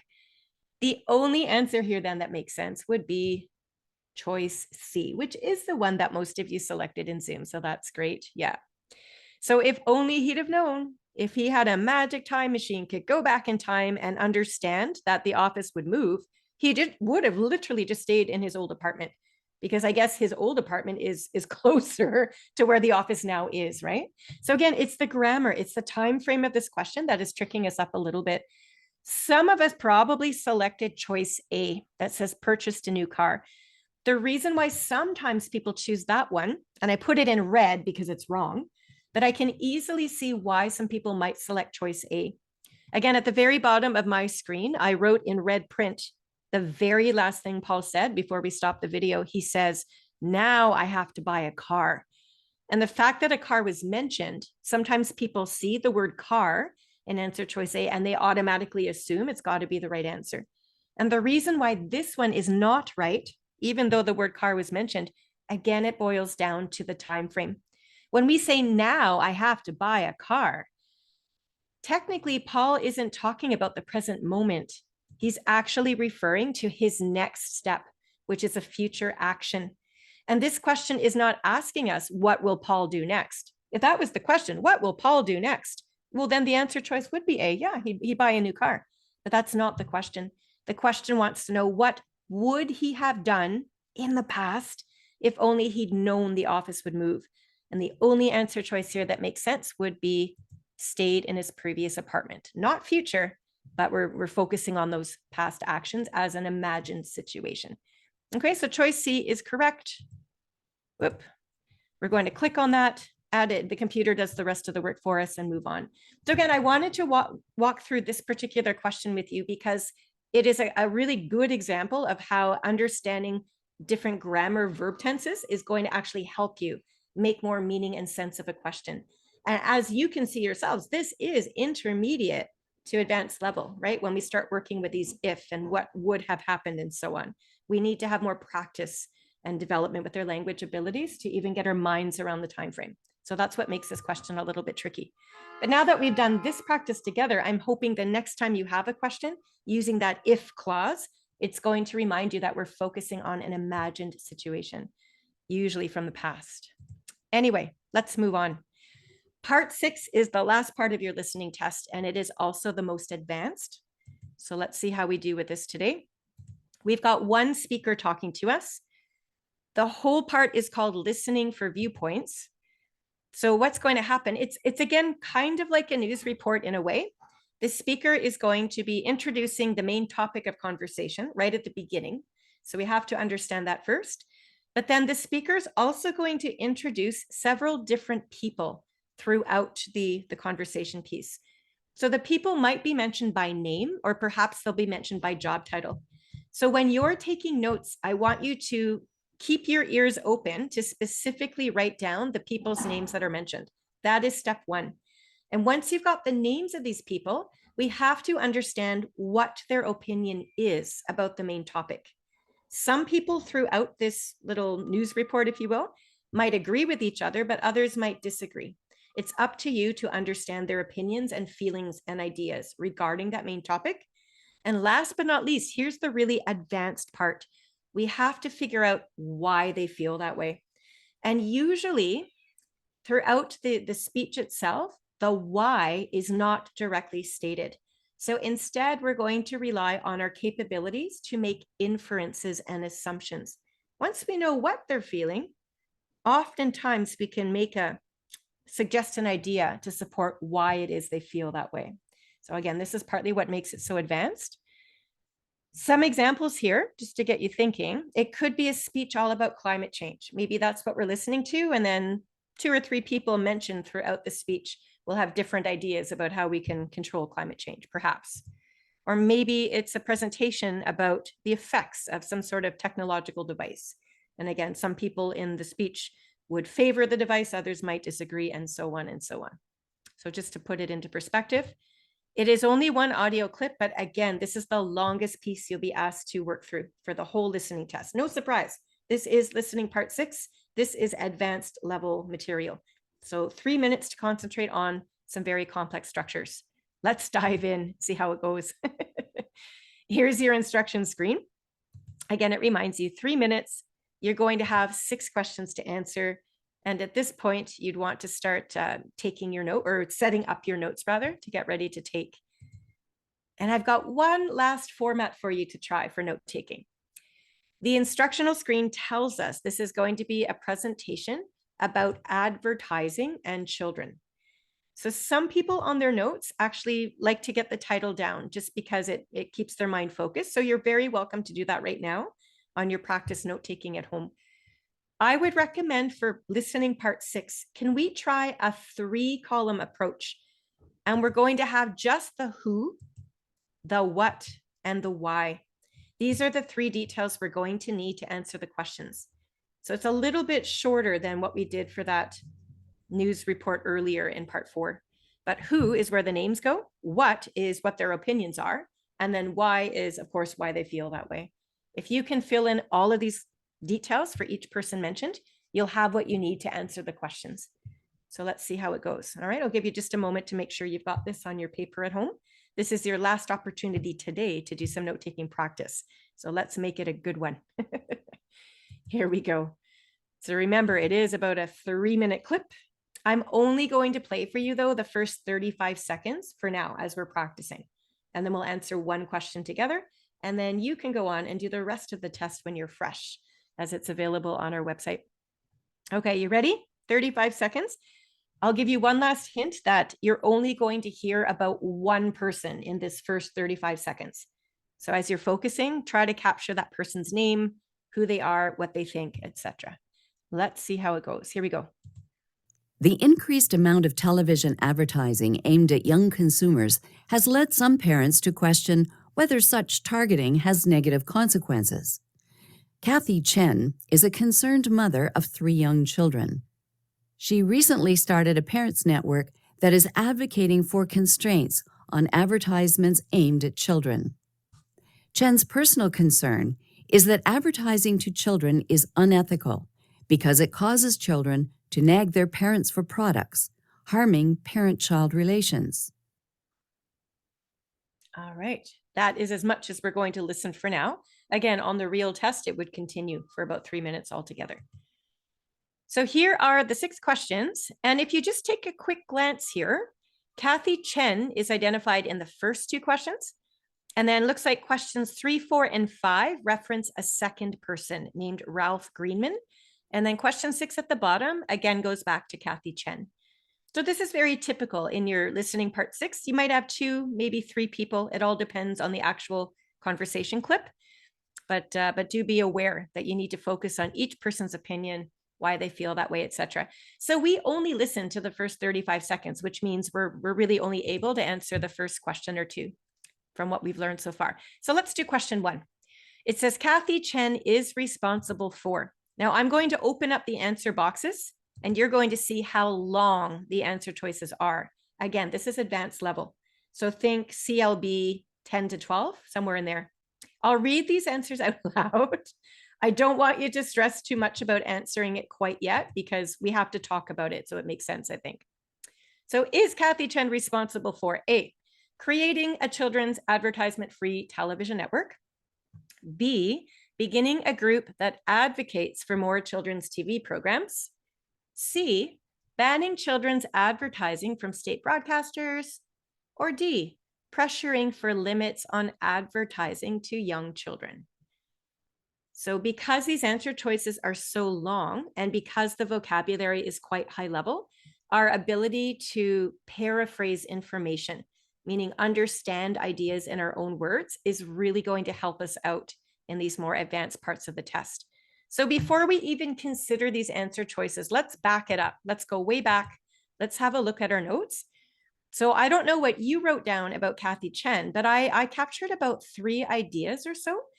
Can I ask you, who is Kathy Chen? Does she have sort of like a job title that you might want to mention? Can you share that with us in the Zoom chat, please? Who is Kathy Chen? Like, we know her name, so that's clear. You could write the name Kathy Chen in your notes, sure. But who is she? Who is she? And don't overthink this. Just like from what you just heard from the clip, perhaps you wrote down a word or two. Yeah, all of you in the Zoom chat have this right. So this is the first step. And it's not that hard, I don't think, yet. She is a mom. She's got 3 children. Now, when I wrote down my notes, I wrote down she's a concerned mom. Again, the more practice we do with these language activities, the more we develop an ability to discern which words we think are going to help us in the long run. So sure, she's a mom with 3 kids, but as soon as the reporter said she mentioned something about her being concerned, I wrote that down because I figured to myself, if I need to identify what Kathy Chen's opinion is about advertising in children, the fact that it's already been implied that she's quite concerned about it is going to be helpful later on. So this is part of your advanced level skill set, being able to anticipate which ideas are actually going to be important to capture down. Yeah, so she's a concerned mom, not just any old mom, a concerned mom who happens to have 3 young children. Good. Before we go on to the next part about Kathy Chen, can I ask you all an inference question? Use common sense and life experience to explain in the Zoom chat, why do you think Kathy Chen is so concerned? What is it that she's so concerned about? The topic of this conversation is advertising in children. And we've been told that she has 3 young children of her own. So what do you think she's concerned about regarding these advertisements and her children? Can you read between the lines, if you will? Can you make some connections to come up with an understanding? If you're a parent, imagine how you feel with your kids online all the time on tablets or phones, etc., and all of those advertisements constantly coming at them. So really look at it through that lens. If you don't have children, you can easily imagine that situation, I think. So what would she so badly be concerned about? Just from a life standpoint first. Yeah, some of you are actually citing words from the speech, which is amazing. The speaker did tell us that it's unethical that children start nagging their parents because they want whatever has been advertised. So yeah, that's come directly from the conversation, which is wonderful. Can you now take it a step further as well and just look at it through your own eyes? This is the piece that I really want you to think on as you continue your studies. The more that you can connect and relate personally to anything you're reading and listening, the more you're going to understand it. And then the more answers you'll get correct. So aside from just the fact that it's unethical because kids are going to pester their parents, what other concerns come to mind from the parent's perspective about these advertisements? What else could be an issue here, do you think? Make an inference for me, please. I'm going to give you 10 more seconds, and if you don't have your own ideas, that's fine. I will give you some of my own, as this is quite advanced. Real world perspective, so important in language learning. Okay, we've already talked about the relationship between kids and their parents. That was covered directly in the conversation. I'm asking you to go a step further. I'm asking you to make an inference about other issues that could concern parents in general about advertisements aimed at children. Aha, Simon Ying, thank you for doing that. Can you see how simple the explanation is that Simon has put in the Zoom chat? Sometimes advertisements are teaching our children bad behaviors. Perhaps the advertisements are not from a worthy source. And when we don't know what our kids are watching online, perhaps it's modeling undesirable behavior. I was thinking the exact same thing as well. Again, I don't have kids, but I do have a nephew. I am a teacher. I work with young kids. So these are the types of connections I want you to make. And you notice again, if you're able to paraphrase them in your own simple words, like Simon Ying just did, you're going to understand it so much better. So don't try to get too fancy with all these words like unethical and so on. That's great if you can do it, but most of us are not working at that level. Keep it simple, and then you're going to understand it. Anyway, the whole reason I really wanted you to consider the wide sweeping implications of these ads aimed at children is because it led Kathy Chen to the next important piece to our note-taking. Did you all capture this idea too? After it was told she's a concerned mom, she's got 3 young kids, she actually started a parents network, right? So that's how serious this issue is to her. She's so concerned about these advertisements and what it could be teaching our children or how it could be harming parent-child relationships that she's gone and started this parents network. So I hope you captured that detail down. It was a bit harder to catch. Anyway, that's enough about Kathy Chen for now. That's pretty much what we did gather from her part in the speech. Again, on the real test, you're not going to have a transcript, but as this is such an advanced piece, I'm going to show you the transcript word for word, what that speaker was just saying to us. And the yellow highlighted sections are represented in the notes I'm showing you on the left. So later on when you're studying, you can come back and see how fancy words from the speech in part 6 can be translated into very simple outlines in your notes. Keep your notes simple so you can understand them and finish them easily. Okay, so we've gotten that far. We know that Kathy Chen has started this parents network. What I want to do is discuss the next piece to the puzzle here, because the vocab here is a little bit high level. So we are told, the speaker said to us, that the parents network started by Kathy Chen is advocating for constraints on advertisements aimed at children. So there are quite a few words in there to unpack. We're going to start with the word advocating for. We need to understand what this word means in simple, plain English. Can any of you suggest a synonym? You now understand what this topic is about. We understand Kathy Chen's not happy with the advertisements coming out aimed at the children, and she started this parents network to do something about it. So this should help you make sense of or guess what advocating is all about. Chen is advocating for constraints, whatever that means, on advertisements aimed at children. The last part of that sentence you do understand. So focus on what you do understand to come up with meanings that are maybe unfamiliar. So when you advocate for something, Steffi's saying you're voting for it, or Symbol says you're standing up for it. Simon says you're asking for it. Again, Symbol says supporting it. Yeah, all of those ideas are exactly right. Makes perfect sense, frankly, for what we were just talking about with this whole topic of conversation. So if you ask me to pick a very simple definition, I'm going to keep it simple. Ask for. All of us know what that means, or call for, right? And the words you suggested, I think, are equally as simple. So in your mind, if you can think of it this way, the parents network is asking for, right? And when we advocate, by the way, it's something like we want a policy change. It's something like a law. So we're asking for constraints on advertisements. We now have enough information to make a really strong guess as to what the word constraints means. Put it all together now. Chen is not happy with these advertisements coming out at the kids. She's asking for something to be done. So what do you think constraints are? When she's asking for constraints on advertisements, what do you think that means? Can you suggest a simpler word that we can really put into the back of our mind and make sense of all of this? There's probably a couple of words that I can think of as well, yeah. So if she's asking for constraints, she definitely wants to limit. She wants to reduce. She wants fewer advertisements coming out towards the children. All of that makes sense in the grand context of the situation we've been talking about. And again, from a parent standpoint, maybe you agree, right? Whether it's harming your relationship with your child or whether you're just concerned about your child's online safety. A lot of us want those ads limited or restricted. That's what a constraint is all about. Good. Okay, so again, part of your success on a language test when you're working with such intermediate to advanced level texts is being able to guess the meanings of these difficult words based on context clues as we've been doing. So let's take that idea there now in yellow, advocating for constraints on advertisements aimed at children. My goodness, you won't have time to write that out when you're listening. So you need a way to continue on in your notes and capture that idea as the speaker is talking. And this is the way I did it. You might have done it differently, but you notice I'm using numbers for words, etc. Whatever I can do to keep it short, because again, I have to keep up with the speaker. I don't have time to write the whole thing. So my whole final point in my notes there for Kathy Chen, she started a parents network calling for limits on ads for kids. In my mind, that was simple and easy to understand. I think it also captures the ideas we've just discussed quite well.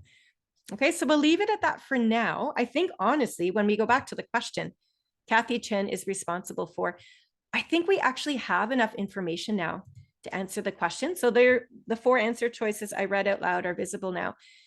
Can we go through these one at a time rather than just say, guess the answer, because this is tough. So let's start with choice A.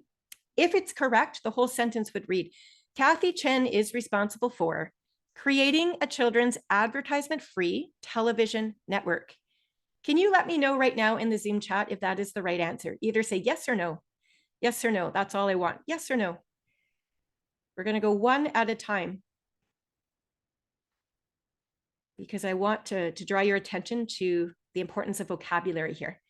Okay, so unanimously in the Zoom chat, you're all saying no, this is not the right answer. And I agree. I'm glad you noticed that this is not right.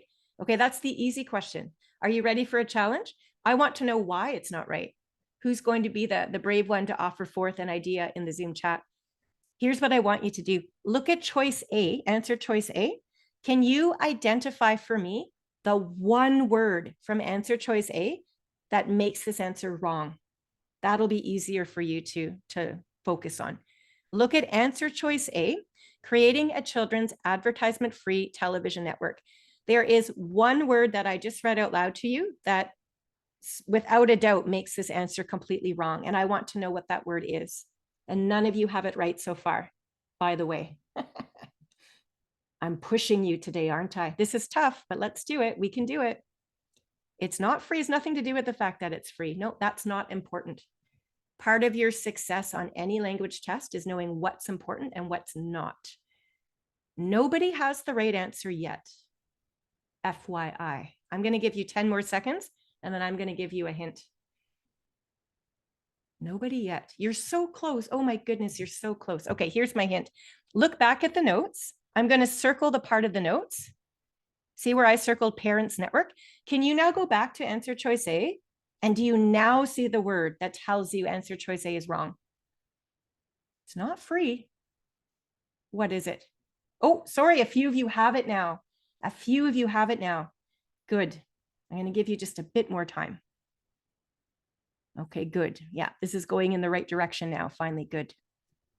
Can I circle in the answer choice what I'm hoping you're noticing? So in our notes, we learned that Chen started a parents network. Chen did not start a television network. Okay, so this is the attention to detail that I want you to start really focusing your eyes on. You might have noticed that both the notes and choice A were talking about networks. You might have noticed that. And the whole topic is about advertising. So that word itself didn't really help. But the real detail-oriented test taker is going to notice, oh, it's a different type of network. It's not the same thing at all. And this is why answer choice A cannot be correct. Okay, let's use that same fashion. Let's move down to answer choice B. This one says, beginning a group that advocates for more children's TV programs. Is that right or wrong? Either give me a yes or a no in the Zoom chat. Let's just start that way first. This is the easy question because you have a 50-50 chance of answering my question correctly. So let's give you all that opportunity. Yes, this is right, or no, this is wrong. And unanimously, everyone's jumping and saying, nope, wrong answer. I agree. This is the wrong answer for sure, for sure. Are you ready for the hard part now? Why is it wrong? Why is it wrong? What is it about the language used in answer choice B that tells us this is wrong? So once again, look at choice B, beginning a group that advocates for more children's TV programs. I think this is a more obvious error, if you will. And I like how some of you, as you're identifying for me in the Zoom chat, you're picking out a word from choice B. And some of you are even putting that word inside quotation marks to tell me that you're lifting it right from the passage. That's awesome. Yeah, yeah. Yeah. So the whole idea in choice B says she's advocating or asking for more children's TV programs. Really? I thought the entire text was having Chen wanting to limit the advertisements aimed at children. She doesn't want more of anything. She frankly wants to limit. So that word more, I agree with Paula and a few others that emphasize that word. That told me right away this couldn't be the right answer. But then I also noticed that choice B is focusing more on children's TV programs, whereas the focus of this speech and in our notes, we're focusing on advertisements. And I would argue that TV programs are different from advertisements as well. So that's kind of the second piece of evidence that supports this is the wrong answer. But by far the most obvious and logical way to look at this is, wait a minute, she doesn't want more of anything, whether it's TV programs or advertisements, no way. She wants fewer, she wants to limit. So that's how we knew that choice B was incorrect. Okay, we're getting there, right? We've got 2 left. Even at this state, if we had to guess, we've got a 50-50 chance of getting a point for the right answer. So choice C says to ban children's advertising from state broadcasters. Okay, so this is talking about advertising.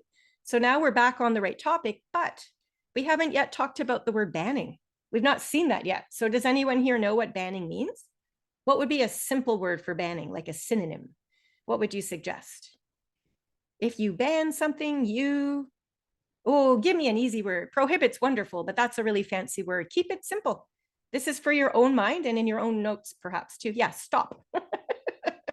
Completely stop. This is the way I want you to do it as you're understanding. Keep it simple. So banning means to stop outright. In the notes, we're talking about limiting or restricting the number of ads. I'm not confident that means the same as banning outright or stopping outright. The meanings are close, but I don't think they're accurate enough. So I'm just going to, in my mind, keep that as a possibility. I'm going to go on to choice D and see if it's a closer match. So choice D says, pressuring for limits on advertising to young children. Perfect. Our notes say, limit the number of ads on kids.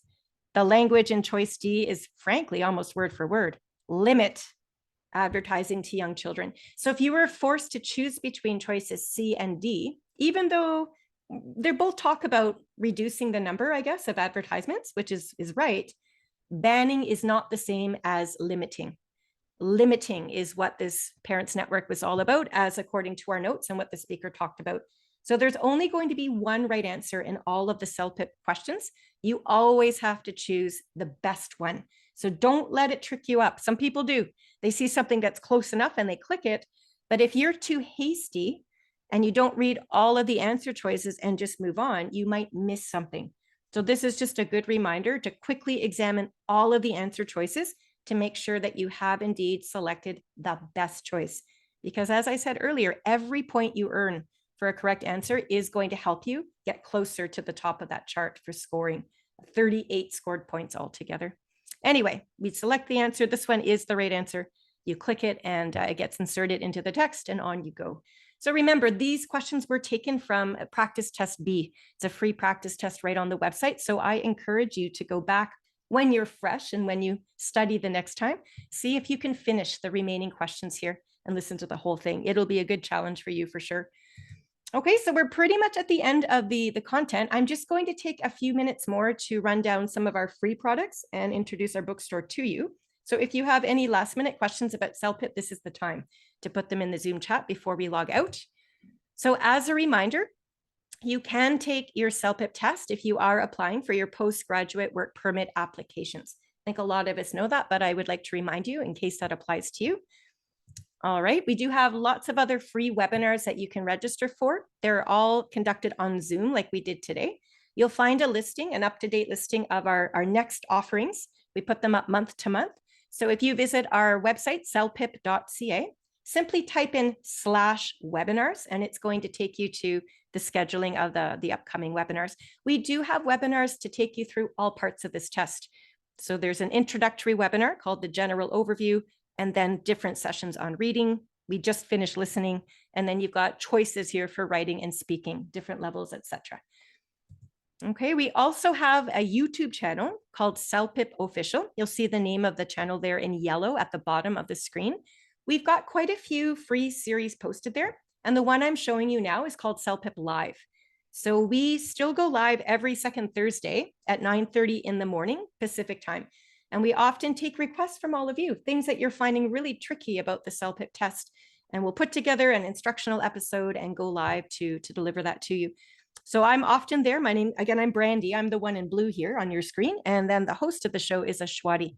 She's the one in the black shirt there as well. So we may see you live someday for our series, or if you can't go live, of course, you can watch the recordings that we posted to the channel. There's a podcast as well, and a lot of people aren't aware of that. So we've got more, I think there's about 25 episodes altogether, and you'll find it under the blog section of the CELPIP website. So if you're the type that likes to run around town with a headset on, you can listen to some CELPIP prep, I suppose, as you're running errands. That would be a nice way to do that. Now, we talked about listening today, but for those of you interested in more speaking and writing assistance, on our celpip.ca website, you're going to find under the free prep section this item, which is called the score comparison chart.